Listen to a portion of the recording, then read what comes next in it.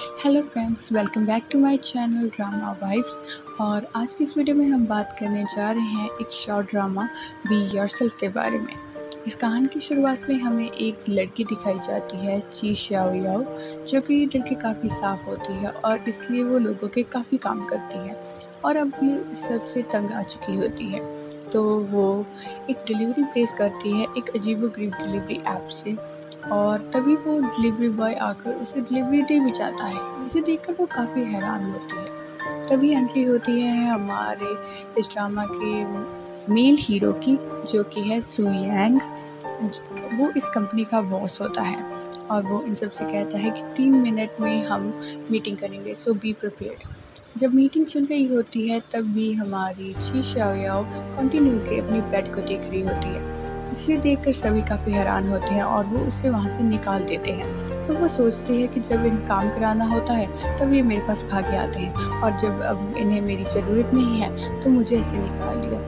और वो गुस्से में ब्रेड खा लेती है, जिसे खाकर वो काफ़ी वियर्ड हो जाती है और सबको कुछ न कुछ बोलकर वहाँ से आराम से बैठ जाती है। इसे देखकर बॉस काफ़ी हैरान होता है और क्लैपिंग करनी शुरू कर देता है। उसके बाद सभी क्लैपिंग करते हैं और वो उसे रियलाइज़ होता है कि उसने ये सब कुछ रियल लाइफ में किया है, ना कि अपने सपने में। तो वो काफ़ी हैरान होकर वहाँ से एम्बैरेस होकर सॉरी कहकर चली जाती है। और जब वो वॉशरूम में आती है तो तभी पर्सोना डिलीवरी वालों को कॉल करती है कि आपने मुझे क्या भेजा जिसकी वजह से मैंने ऐसे रिएक्ट किया। तो वो कहते हैं आप ही तो चाहते थे कि आप अपनी पर्सनैलिटी चेंज करें, इसलिए आपको हमने वो वाली डिलीवरी भेजी और हमें उम्मीद है कि आपने अच्छा रिएक्ट किया होगा। वो काफ़ी हैरान होती है। तो वो उनकी बाकी डिलीवरीज भी चेक करती है, तो वो अजीबोगरीब खाना पेश करते हैं लोगों के सामने। उनके नाम काफ़ी अजीब होते हैं, जिसमें वो दिखाते हैं कि वो लोगों की पर्सनैलिटी चेंज कर देते हैं। तभी उसके कलीग्स वहाँ वॉशरूम में आ जाते हैं और आपस में बात कर रहे होते हैं। शाओ याओ कितनी बुरी है, उसने जानबूझकर ये सब कुछ किया और हमें अब बॉस की नज़रों में गिरा दिया। जिसे सुनकर वो काफ़ी हैरान होती है और बुरा फील करती है। वो सोचती है कि मैं मिस्टर सू से बात करूँगी और ये सब कुछ सुलझा दूँगी, लेकिन जब बात आती है उनसे बात करने की, तब वो उनसे बात कर ही नहीं पाती और वो वहाँ से चले जाते हैं। नेक्स्ट सीन में हमें दिखाया जाता है मिस्टर सू वहाँ पर उस कैफ़े पर आ जाते हैं जहाँ पर हमारी शाओ याओ बैठकर कॉफ़ी पी रही होती है और वो देखती है कि एक लड़का मिस्टर सू का फ़ोन लेकर जा रहा होता है। इसलिए वो उसके पीछे जाती है और उससे फ़ोन मांगती है, लेकिन वो फ़ोन वापस करता ही नहीं और वहाँ से चला जाता है। इससे इरिटेटेड होकर वो एक ऑर्डर प्लेस करती है दोबारा से उस पर्सोना ऐप से, और जब वो वहाँ ऑर्डर वापस आता है तो वो हैरान हो जाती है कि उसे खाकर उसे गुस्सा आता है और वो उस लड़के के पीछे भागी जाती है, उससे काफ़ी मारती है और उनसे सू यांग का फ़ोन वापस ले लेती है। जब वो फ़ोन सू यांग को वापस करती है तो वो उसे बिना तंगे कहे वहाँ से जा रहा होता है, जिस पर वो गुस्से में आकर उसे रोकती है और किस कर देती है। यहीं पर हमारा ये एपिसोड ख़त्म हो जाता है। नेक्स्ट सीन में हमें दिखाया जाता है कि सू यांग ऑफिस आता है और वो सभी को डिनर के लिए इनवाइट करता है, जिस पर हमारी शाओ याओ कहती है कि मैं नहीं आ पाऊँगी, मेरे कोई और प्लान्स हैं।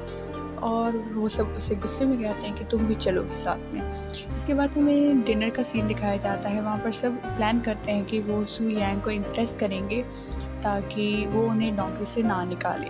और इसके बाद वो जब आता है तो वो डिमांड करता है कि हमारी शाओ याओ उसे कोई बात सुनाए, क्योंकि उसे लगता है कि वो काफ़ी ज़्यादा ओवर रिएक्टिव होती है कुछ टाइम और काफ़ी ज़्यादा अंडर रिएक्टिव होती है। जिस पर सब कहते हैं क्यों ना तुम कोई जोक सुनाओ, और वो वहाँ पर इतना बुरा जोक सुनाती हैं कि किसी को हंसी नहीं आती। इसके बाद वो वहाँ से सॉरी कहकर चली जाती है।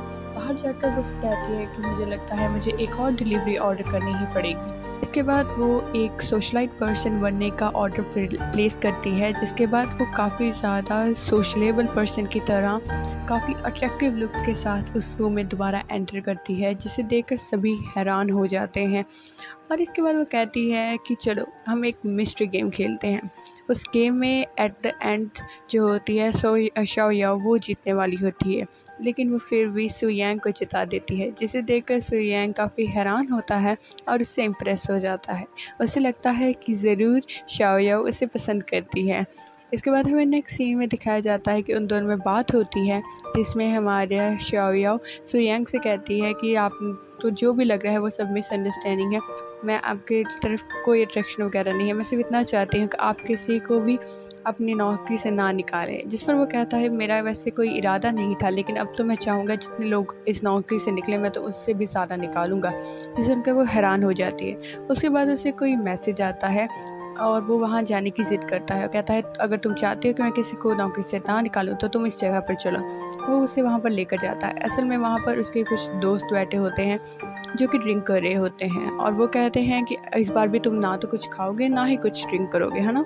इस पर वो कहता है कि देखिए ना, इस बार मैं अपने साथ किसी को लेकर आया हूँ जो कि आपके साथ ड्रिंक करेगा, और वो शाओयाओ की तरफ इशारा कर देता है, जिसे देखकर वो काफ़ी हैरान होती है और एक ड्रिंक पीने के बाद उसे इतनी घबराहट होती है कि वो वहाँ से चली जाती है। इसके बाद वो अपना प्लेस करती है थर्ड ऑर्डर, जिसमें वो शराब से रेजिस्टेंस एक और प्लेस करती है कि उसे शराब बिल्कुल भी नहीं चढ़ेगी।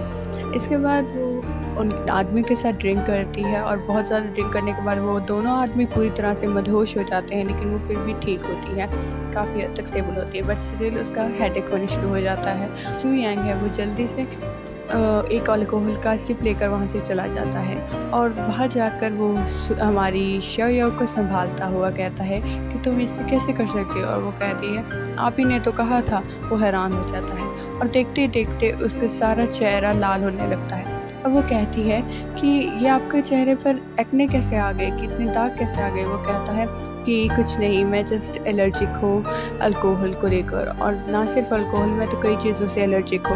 वो कहती है अच्छा इसीलिए आपने डिनर टेबल पर कुछ नहीं खाया था, आप फ़िश, मीट और हर तरह के फ्रूट्स वगैरह से एलर्जिक हो। वो कहता है हाँ। इसके बाद शाओयाओ को वॉमिट आने लगती है, इसलिए वो उसे उठाकर उसके घर छोड़ आता।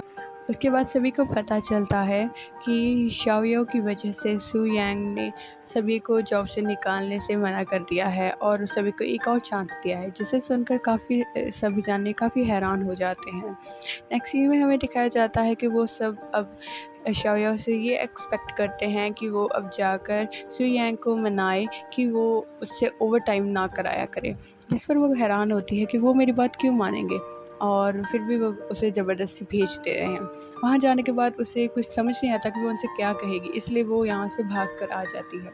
जब वो वहाँ से भागकर आ रही होती है तभी वो अपने कोवर्कर्स की आपस में बात सुनती है कि शाओयाओ को अपने साथ पार्टी में ले जाना इंसल्टिंग होगा और वो इतने काबिल नहीं है कि वो सू यांग को इम्प्रेस कर सके। इसे सुनकर वो काफ़ी ज़्यादा हैरान होती है और पिस्ड ऑफ फील करती है, और इसके बाद वो अपना प्लेस करती है फोर्थ ऑर्डर, जिसमें वो ट्राई करती है कि वो अपने बॉस को कन्विंस कर सकें। और जब ये बात वो उस डिलीवरी बॉय से करती है तो वो कन्विंस करने के मतलब को समझ जाता है, अपने बॉस को इम्प्रेस करना। इसके बाद वो काफ़ी हैरान हो जाता है और वो उसे एक ड्रिंक ऑफ़र करता है, जिसकी 2 सिप से ही कोई भी आदमी उसे पसंद करने लगता, लेकिन वो गलती से पूरी की पूरी बॉटल पी जाती है और वो काफ़ी ज़्यादा इम्प्रेसिव लगने लगती है उस डिलीवरी बॉय को भी।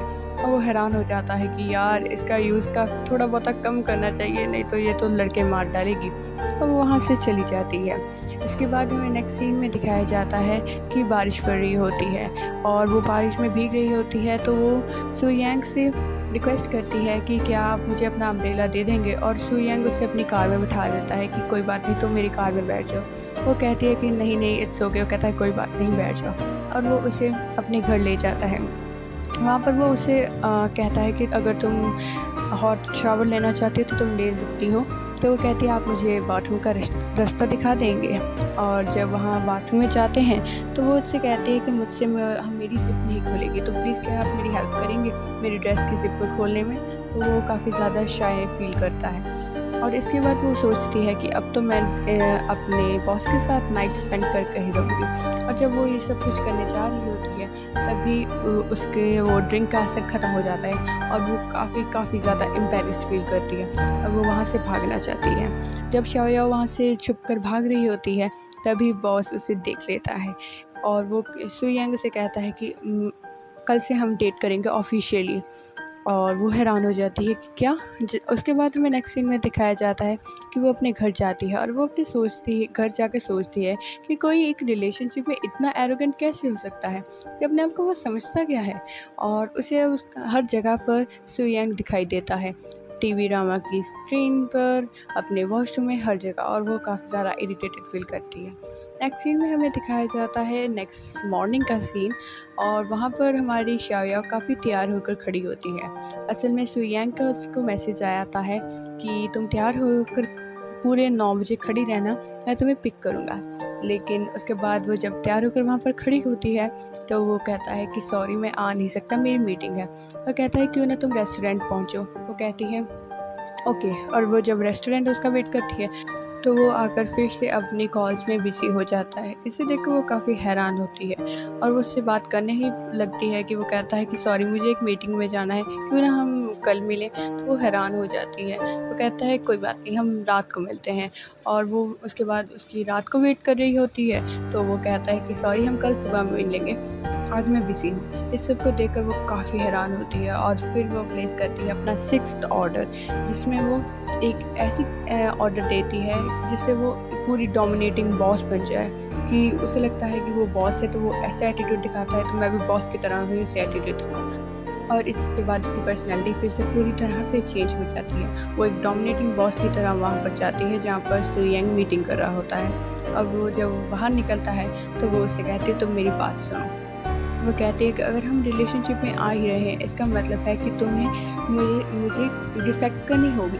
तुमने आज पूरे दिन में मुझे 3 बार खड़े रखा लेकिन तुम खुद आए नहीं। क्या तुम्हें लगता नहीं है कि तुम्हें रिस्पेक्ट करना चाहिए? हमारे रिलेशनशिप को काम भी ज़रूरी है लेकिन उसके अलावा वाइफ भी उतनी ही ज़रूरी होती है।